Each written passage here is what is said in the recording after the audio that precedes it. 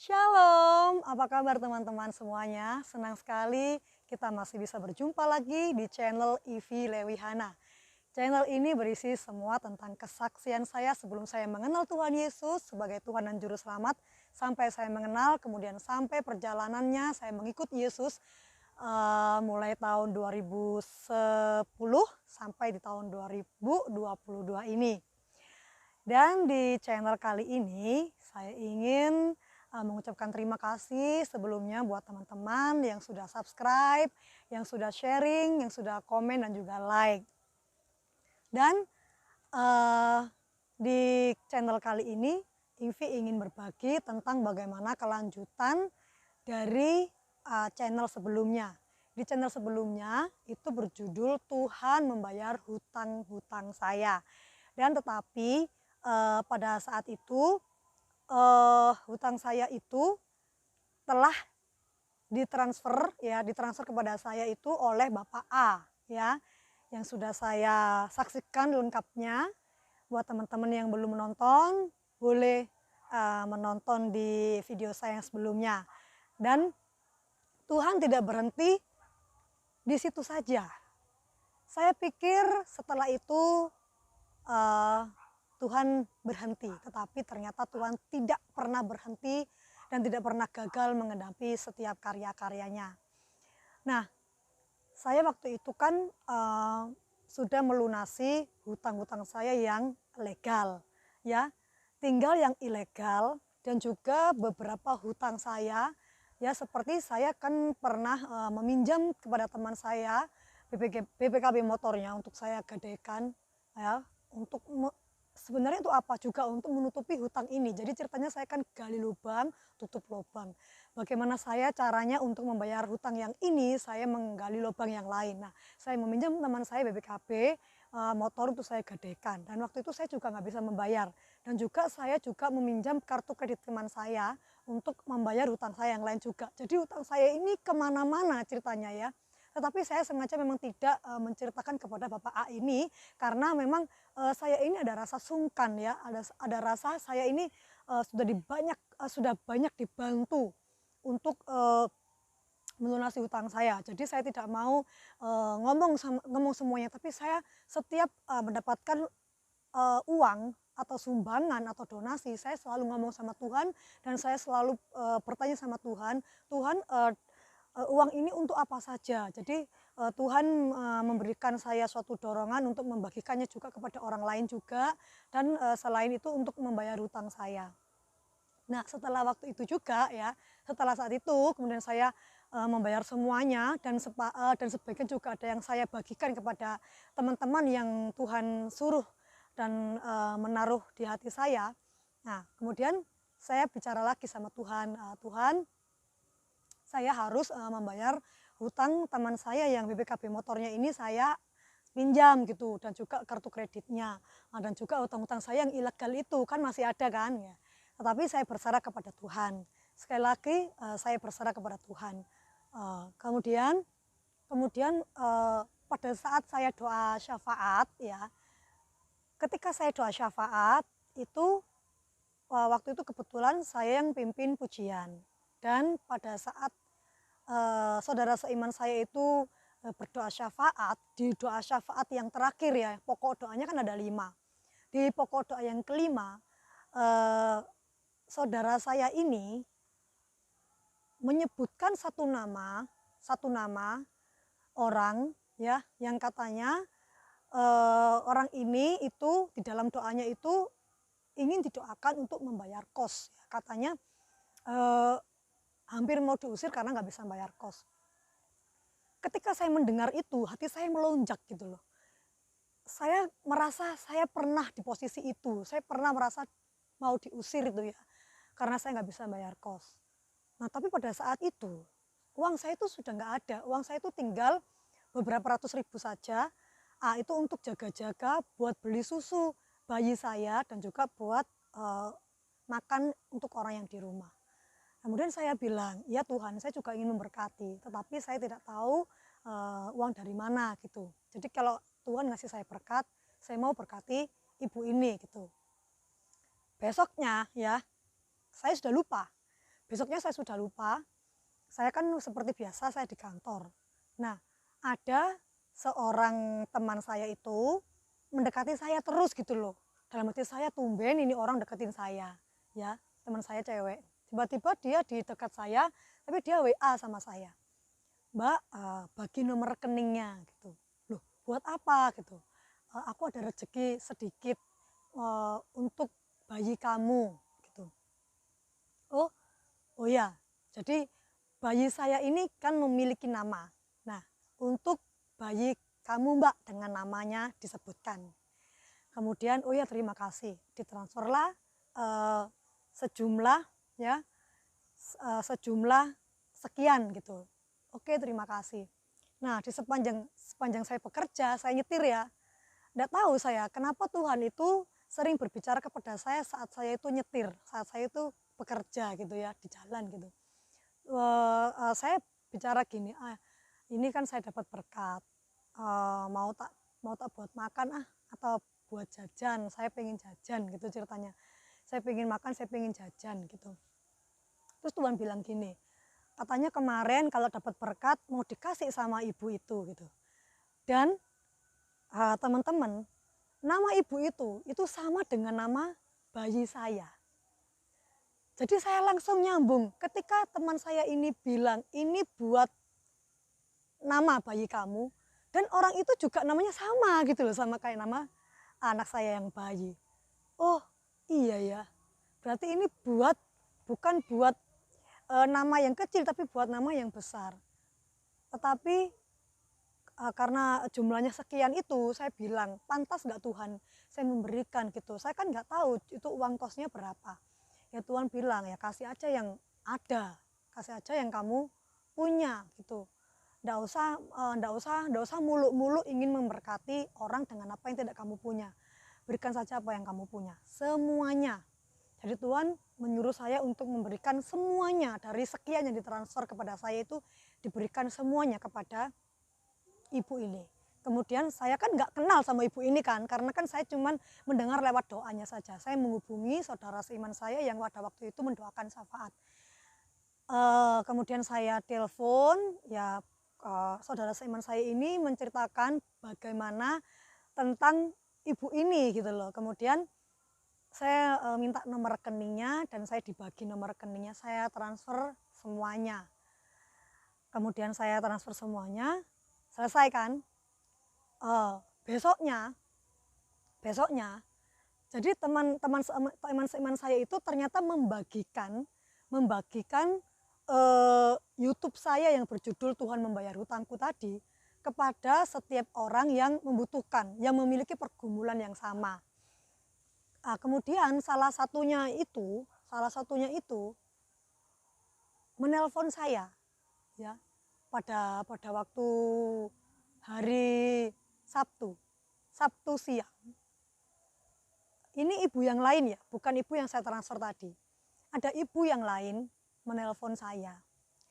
Saya layani ya, Ibu, apa yang bisa saya perbuat untuk ibu. Ibu ini bilang bahwa saya telah mendengar kesaksian kamu dan saya merasa diberkati dan saya ingin tips dari kamu supaya saya pun ditolong Tuhan seperti kamu.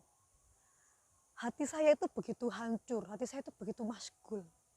Karena saya mengalami apa yang ibu ini alami kan. Saya nggak bertanya berapa jumlah hutang ibu ini. Karena bagi saya sedikit atau banyak, ketika hutang itu menjerat, itu seperti orang mau dicekik. Apalagi kok sudah ditagih-tagih dan itu nggak punya uang. Itu saya tahu benar-benar rasanya. Dan saya benar-benar melayani ibu ini dengan hati yang tulus gitu. Dan apa ya, saya nggak menyangka ketika saya melayani ibu ini, saya itu bisa berbicara dengan lancar ya, kayak hamba Tuhan yang apa ya, yang orang Jawa bilangnya itu kayak yo gitu loh ya, kayak ya gitu ya. Saya mengatakan, saya menguatkan ibu ini, saya bilang, Ibu percaya saja gitu. Saya kasih tipsnya ya. Saya kasih tipsnya itu cuman percaya saja. Dan ketika saya sudah percaya dan menyerahkan rincian jumlah hutang saya yang sudah saya catat tadi, saya serahkan sama Tuhan, saya sudah tidak mau memikirkan lagi. Saya nggak mau lagi ragu. Ya, terkadang saya bilang sama ibu ini, terkadang yang membuat pertolongan Tuhan itu tidak segera datang, mujizat itu tidak segera datang, karena setelah kita percaya kemudian kita ragu. Setelah kita mengatakan iya Tuhan, amin, aku percaya, kemudian kita menjalaninya, masa iya sih, dari mana Tuhan, dari mana, bagaimana caranya. Nah, akhirnya kita akan menjadi seperti Petrus yang tenggelam.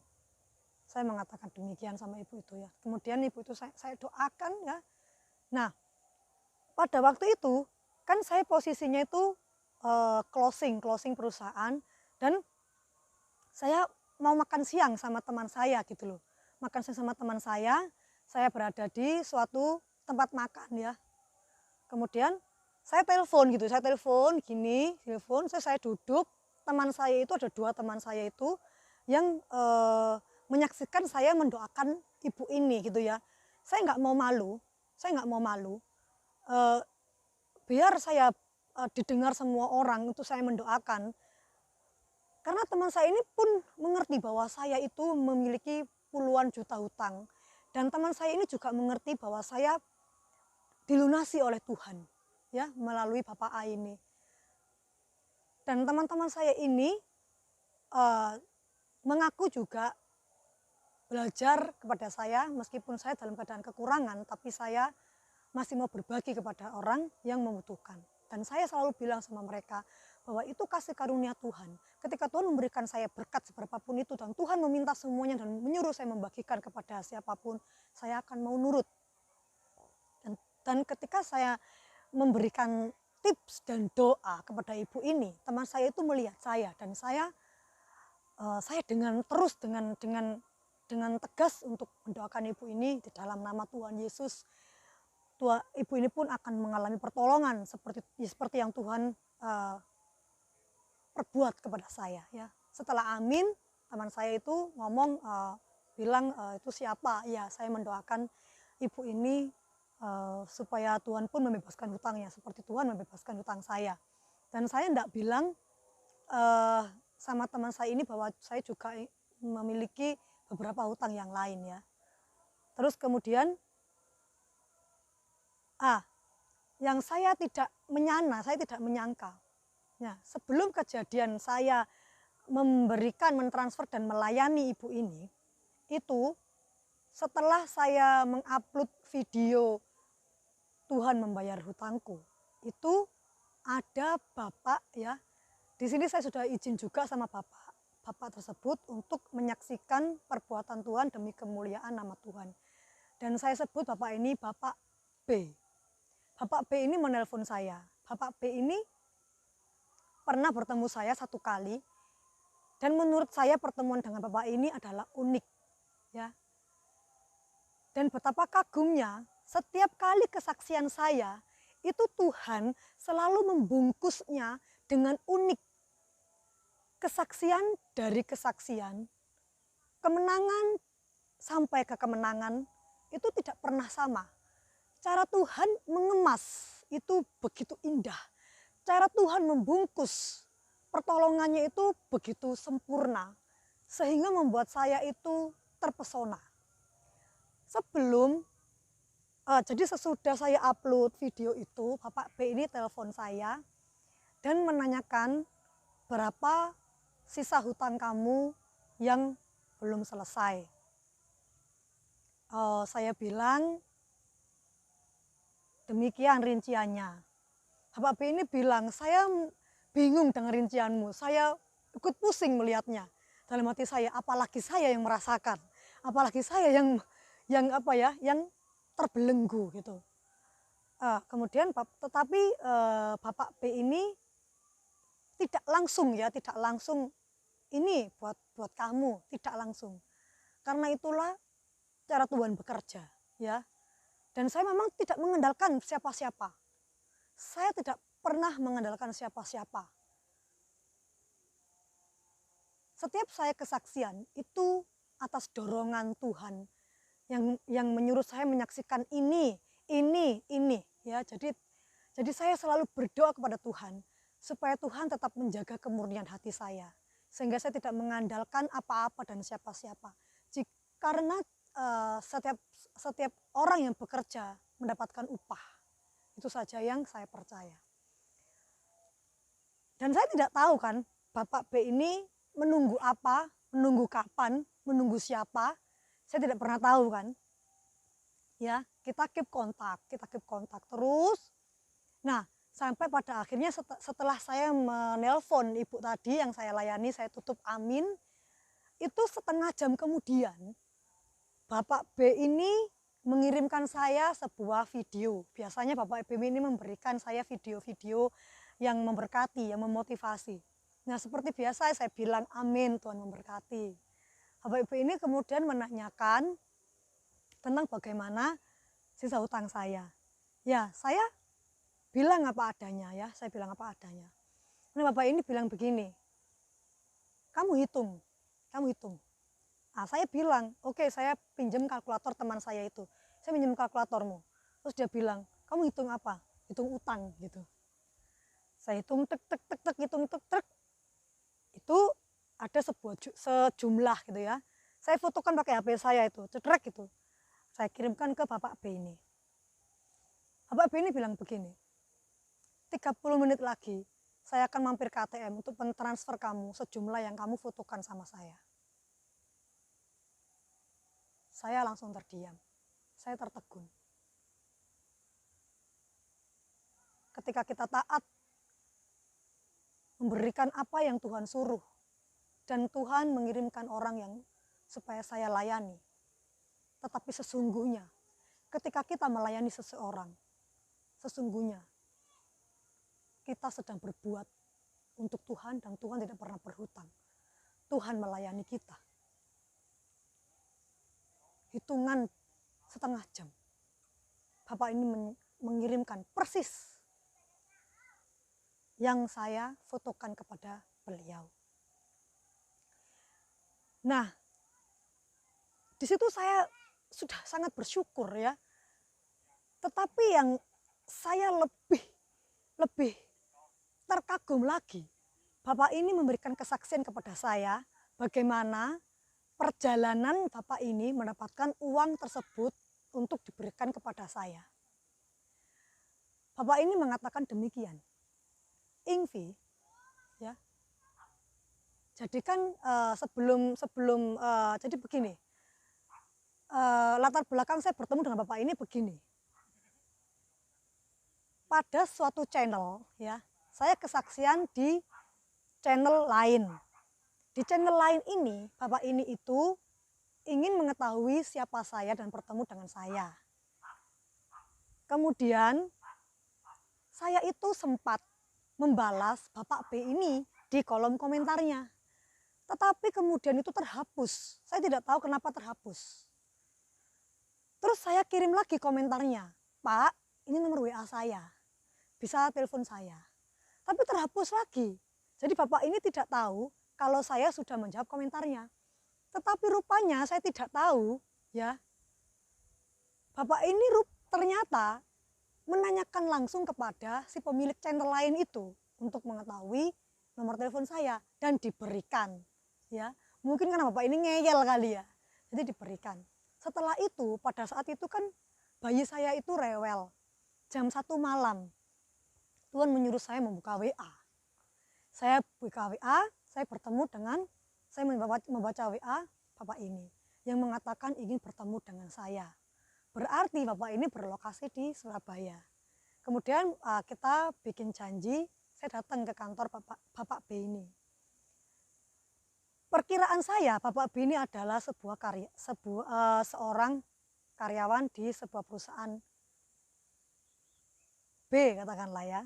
Ya, jadi waktu itu hujan deras, saya pergi ke kantor. Saya pakai sandal jepit, celana saya cincin itu, orang Jawa itu, saya lipat gitu. Saya kehujanan keluncung, saya kuncir gitu ya. Terus saya tanya gitu di pagar, saya mau bertemu dengan Bapak B. Dan semua orang itu sepertinya, oh ya, silakan Ibu, silakan duduk dulu.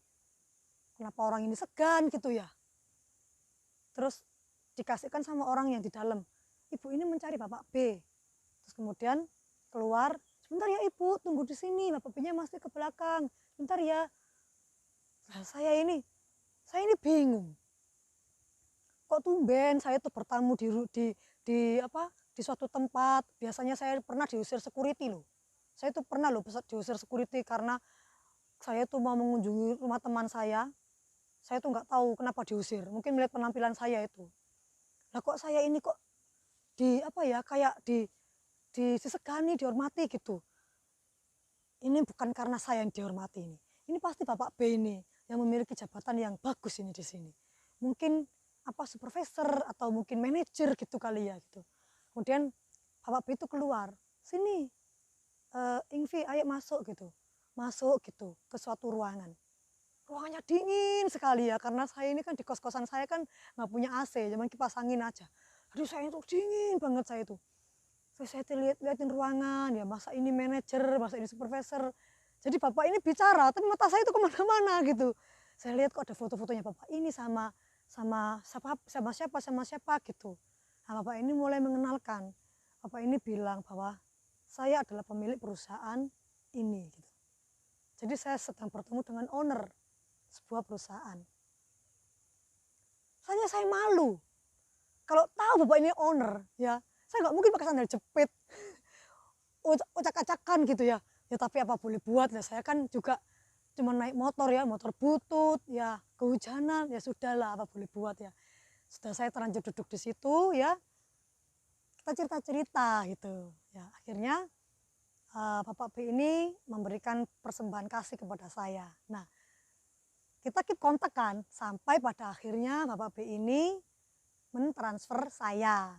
Itu cerita singkatnya saya bertemu dengan Bapak ini. Nah, kemudian saya kembali lagi, Bapak B ini memberikan kesaksian bagaimana Bapak B ini memperoleh uang untuk mentransfer saya.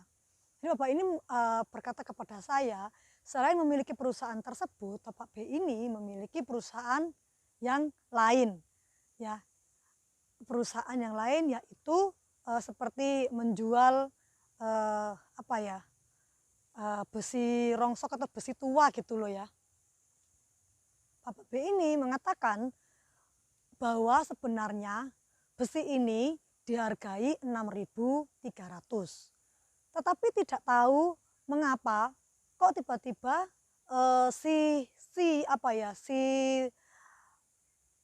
seperti suruhan gitu ya. Suruhan Bapak B ini kok mengatakan bahwa nilai jualnya itu berkurang menjadi 6.000. Nah, karena Bapak B ini mengganjal hatinya, Bapak B ini menyuruh seorang karyawan yang lain untuk memberesi masalah ini, apakah benar itu berkurang. Dan Bapak B ini mengatakan kepada saya bahwa sebenarnya pun harga itu tetap 6.300. Nah, tetapi setelah mau dilepas harga 6.300 per kilo, Bapak ini memiliki 20 ton besi. Ya, 20 ton besi. Ketika itu, Bapak B ini tiba-tiba ada WhatsApp. Dan WhatsApp itu pun diberitahukan kepada saya. WhatsApp itu menawar besi Bapak B ini seharga 6.900. Jadi Bapak B ini melepas harga 6.900 per kilo. Nah, kemudian Bapak ini mengatakan kepada saya, Ingvi, berapa selisih 6.300 ke 6.900? Saya bilang 600. Ya, selisih 600 per kilo tadi. Ketika saya kalikan 20 ton, itu harganya persis seperti yang kamu fotokan kepada saya. Tidak persis jumlah itu, tapi lebih dikit karena saya ingin juga memberkati karyawan saya yang sudah membantu saya tersebut. Jadi jumlahnya itu pas sesuai kebutuhan. Dan saya nggak tahu Ivi, kenapa kok bisa demikian. Kok bisa pas jumlah itu yang kamu katakan kepada saya. Itu selisihnya itu persis. Bagaimana Tuhan membungkus, bagaimana Tuhan berkarya. Begitulah cara Tuhan memberkati saya. Di sini saya mengambil pelajaran, kesabaran, ketaatan, dan kekuatan. Saya bersyukur kepada Tuhan. Saya bertemu dengan orang-orang yang luar biasa, yang taat. Dan memang Tuhan telah berjanji kepada kita semuanya, Tuhan akan memberikan waktu yang terbaik buat kita. Tuhan akan menemukan kita kepada orang-orang yang tepat di waktu yang tepat. Disitulah waktu Tuhan terjadi. Saya berdoa buat saudara-saudaraku yang memiliki pergumulan yang sama dengan saya. Percaya saja, percaya saja. Jangan pernah ragu. Tuhan tidak pernah meninggalkan kita.